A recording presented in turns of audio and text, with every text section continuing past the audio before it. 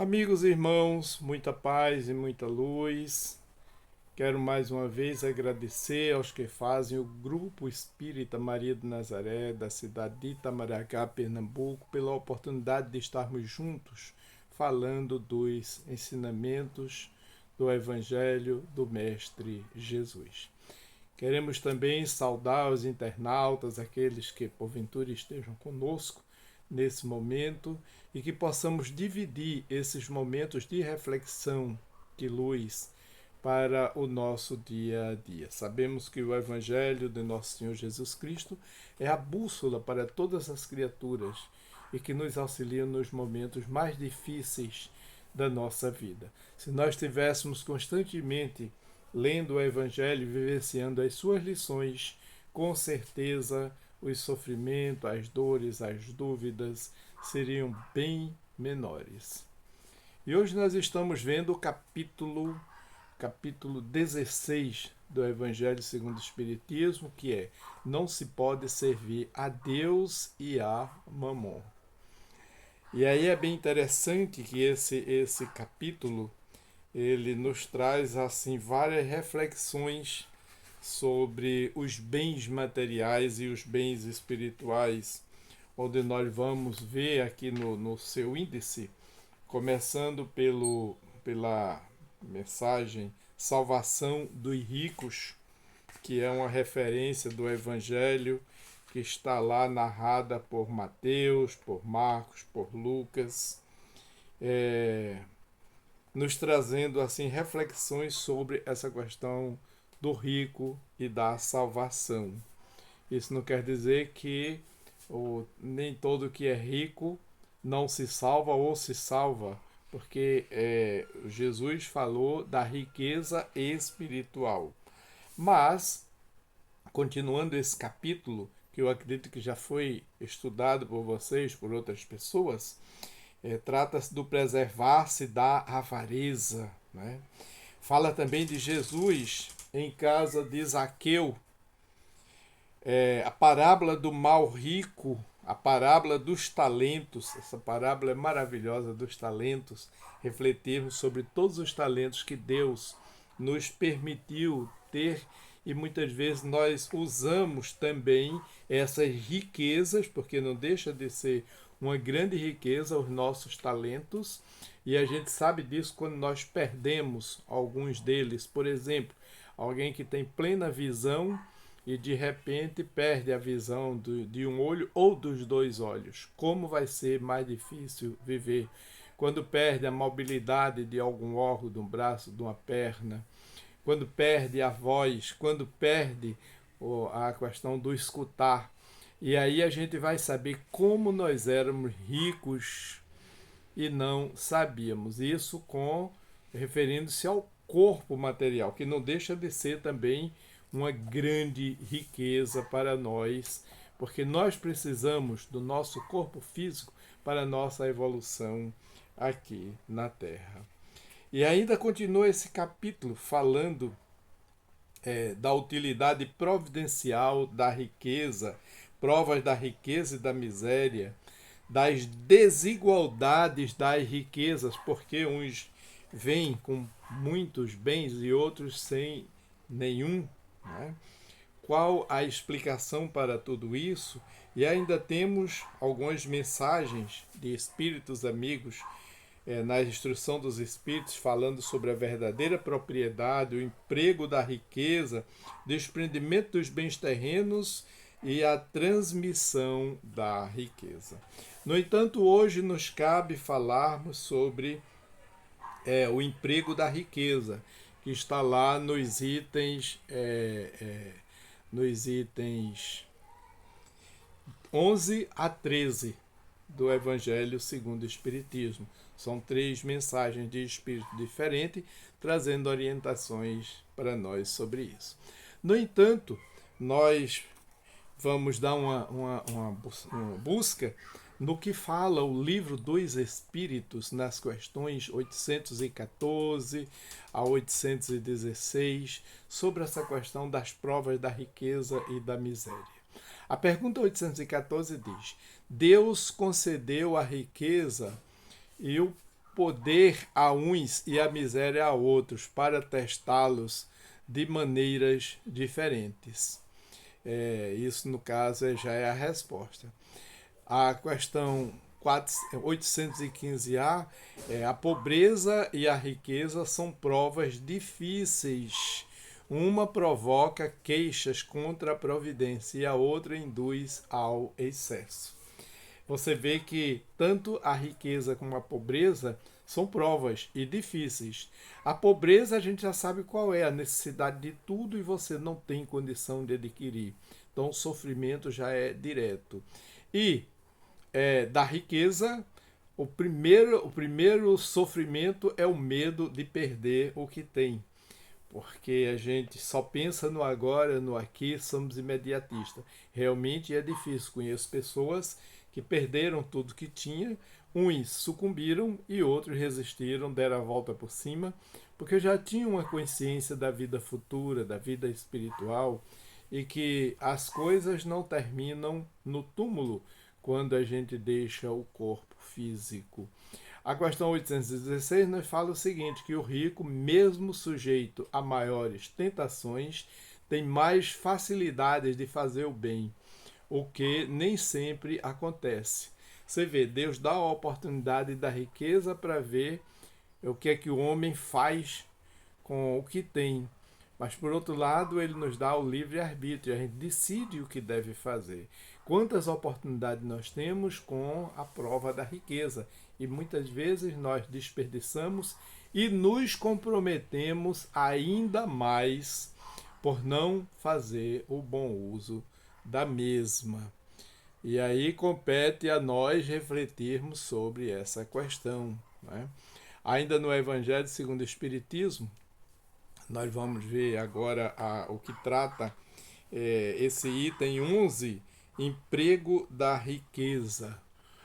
Quando o espírito, o amigo Severus, embordou 1861, ele começa a mensagem dizendo assim: não podeis servir a Deus e a Mamon, se, pois, sentis vossa alma dominada pelas cobiças da carne, dai-vos pressas em alijar o jugo que vos oprime, porquanto Deus justo e severo vos dirá. Se fizestes econômo, infiel, dos bens que te confiei, o que fizestes desses bens? Esse poderoso móvel de boas obras exclusivamente o empregaste na tua satisfação pessoal? E os demais que estavam ao teu lado? E aí a gente vê pessoas que têm muitos bens e fazem bom uso. Um empresário, por exemplo, onde ele se preocupa em, não só com ele, mas com aqueles que estão ali contribuindo para manter a sua empresa, dando emprego, dando condições de vida, educando famílias, dando a manutenção que o indivíduo precisa. Ele não está preocupado só com ele. Muito embora isso é muito difícil, porque a gente sempre tem medo de perder, porque de qualquer forma, aquele que tem muito, ele tem uma vida física, social, diferenciada. E ninguém gosta de perder a vida social que tem hoje aqui na Terra. Nós vamos encontrar ainda, lá no Evangelho segundo o Espiritismo, a parábola do mal rico, onde a gente vê a parábola dizendo assim: havia um homem rico que vestia púrpura e linho e se tratava magnificamente todos os dias. Havia também um pobre chamado Lázaro, deitado à sua porta, todo coberto de úlceras. Veja que contraste. Que muito estimaria poder mitigar a fome com as migalhas que caíam da mesa do rico, mas ninguém las dava, e os cães lhe vinham lamber as chagas. não é muito diferente do que a gente vê na atualidade. Por exemplo, nas grandes metrópoles, Recife, onde nós moramos, Jaboatão, Olinda, onde se constrói grandes edifícios com pessoas que habitam ali, condições financeiras altíssimas, tem tudo nas mãos, carro novo do ano, apartamento por andar, ainda tem outros bens, casa de praia, carros, outros têm até jatinhos, etc. Tem tudo que o homem anseia ter aqui na Terra. E quantos desses bairros que nós vemos, ele é dividido por uma favela pétrifa, cheia de pobreza, de pessoas ali mendigando, que não tem nem o que comer. E aquelas pessoas ali vivem. É um grande contraste. De um lado, a riqueza, do outro, a pobreza. Isso é uma realidade também nos dias de hoje. E como é que o ser humano se sente? Aquele que está lá na miséria muitas vezes sente revolta, sente desprezo, sente ódio, porque vê o outro do outro lado com tudo nas mãos e fazendo mau uso. Embora nós saibamos que aquele que tem tudo, ele lutou muito por isso. E aquele outro, ele não teve a habilidade suficiente. Mas mesmo assim, na cabeça dele, nada disso justifica. Ele sente rancor. E muitas vezes revolta-se contra Deus. Meu Deus, por que aquele ali tem tudo e eu não tenho nada?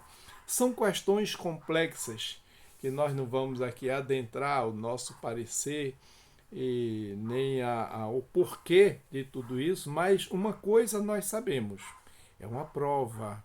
E aquele que está na opulência e aquele que está na pobreza sofrem com um objetivo que muitas vezes nós desconhecemos, mas Deus o sabe, porque essa grande diferença. Né? Ora, continua a parábola. Aconteceu que esse pobre morreu e foi levado pelos anjos para o seio de Abraão. O rico também morreu e teve por sepulcro o inferno. Bem, isso é a mensagem, né? Nós sabemos que o inferno é o estado de alma que nós construímos. Quando se achava nos tormentos, levantou os olhos e via de longe Abraão e Lázaro em seu seio. E, exclamando, disse estas palavras: Pai Abraão, tende piedade de mim e manda-me Lázaro, a fim de que molhe a ponta do dedo na água para me refrescar a língua, pois sofro horrível tormento nestas chamas. Interessante essa parábola, não é? Mas, aí vem a resposta de Abraão, mas lhe respondeu Abraão: meu filho, lembra-te de que recebeste em vida teus bens e de que Lázaro só teve males, por isso ele agora está na consolação e tu nos tormento. Desculpe. Ao demais, existe para sempre um grande abismo entre vós e nós, de sorte que os que queiram passar daqui para aí não podem, como também ninguém pode passar de um lugar onde estais para aqui. Em outras palavras, como é que nós interpretamos? Isso quer dizer que cada um deverá carregar a sua cruz, porque ele construiu aquilo ali. A gente não pode transferir para o outro. Esse abismo é exatamente isso. Aqueles que vêm com a missão que tem um resgate, só ele, porque nós somos seres individuais. Pai não paga para o filho, filho não paga pelo pai, irmão por irmão. Não, cada um paga por si. Nós somos seres individuais e nós temos aquilo que construímos. Nós recebemos na vida os bens que construímos. A semeadura ela é livre, mas a colheita ela é obrigatória. E o processo de livre-arbítrio explica tudo isso, o que nós temos dificuldade de entender essas diferenças e esses sofrimentos que nos chegam à porta. Chegamos até chegamos a duvidar da justiça divina, porque Deus, em bondade infinita, permite que eu esteja aqui sofrendo e aquele ali esteja em pleno gozo, em plena felicidade. No entanto, as leis nos mostram a, o sentido de tudo isso. E aí nós precisamos vivenciar, porque quando nós estamos num sofrimento muito grande e compreendemos o porquê do sofrimento, é como se ele fosse aliviado. A gente sofre, mas sofre com mais força. Quando não entendemos, o peso é maior. Mas é a vida, é a lei da vida e nós estamos aí para aprender. Mas continua ainda essa parábola do mal rico. Disse o rico: Eu então te suplico, pai Abraão, que o mandes à casa de meu pai, onde tenho 5 irmãos, e a dar-lhes testemunho dessas coisas, a fim de que não venham também eles para este lugar de tormento. É outra coisa também que a gente começa a refletir, porque Abraão lhe respondeu: Eles têm Moisés e os profetas, que os escutem. Não, meu pai Abraão, disse o rico, se algum dos mortos for ter com eles, farão penitência. E aí respondeu novamente para Abraão: Se eles não ouvem a Moisés nem aos profetas, também não acreditarão, ainda mesmo que algum dos mortos ressuscite. Isso está lá em Lucas, capítulo também 16, versículos 19 a 31.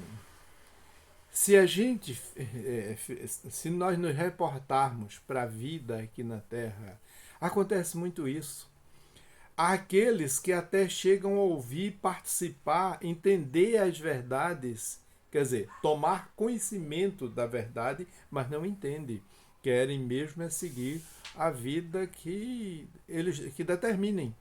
E as consequências virão depois. Então, o sofrimento é a forma de reparação, de reflexão. A dor, como diz lá no Evangelho, é uma bênção que Deus envia aos seus eleitos. E muitas vezes precisamos da dor para poder aprender. Mas aí, ainda com relação ao emprego da riqueza, nós vamos ver que na primeira mensagem, no item 11, qual então é o melhor emprego que se pode dar à riqueza? E o amigo espiritual diz: referimos-nos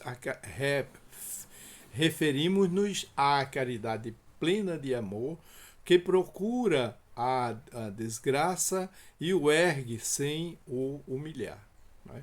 Ou desgraçado, aqueles que estão em sofrimento. Você chega perto. E como devemos fazer isso? Não é? E nessa mensagem nós vamos ver o Severus Bordeaux, 1861, rico, dai do que te sobra, dá um pouco do que te é necessário, porquanto do que necessitas ainda é supérfluo, mas dá com sabedoria. Dá sem humilhar, dá no sentido horizontal, sem ficar numa posição de superioridade, olhando para baixo aquele que necessita. E mais uma vez a gente lembra da parábola deixa-me ver, do bom samaritano. Aquele que viu que estava caído lá no chão, foi lá, desceu da sua posição, se nivelou a ele, o levantou, ficaram no mesmo. Isso é uma simbologia para que a gente, quando faça, não faça de cima para baixo, e sim no sentido horizontal, nos semelhando àquele que está precisando. E aí continua a reflexão da mensagem do amigo espiritual. Isso, o que devemos pensar ante o queixoso. Não repilais o que se queixa com receio de que te engane. Vai às origens do mal. Muitas vezes a gente não procura saber o porquê daquele indivíduo estar com aquelas necessidades. Quando a gente vem ao nosso encontro, a gente já vai dizendo: é preguiçoso, não faz nada, tem a oportunidade de jogar fora. Sim, Isso não é mentira, é verdade, mas aquela pessoa tem as suas limitações. Ele precisa de outro tipo de ajuda, que muitas vezes a gente vai ajudar e ele também rejeita, mas nós fazemos a nossa parte e a semente ficou plantada. Um dia ele vai refletir que o caminho é aquele. E ali é o ponto de partida e você fez a sua parte, mesmo que não viu o efeito de imediato.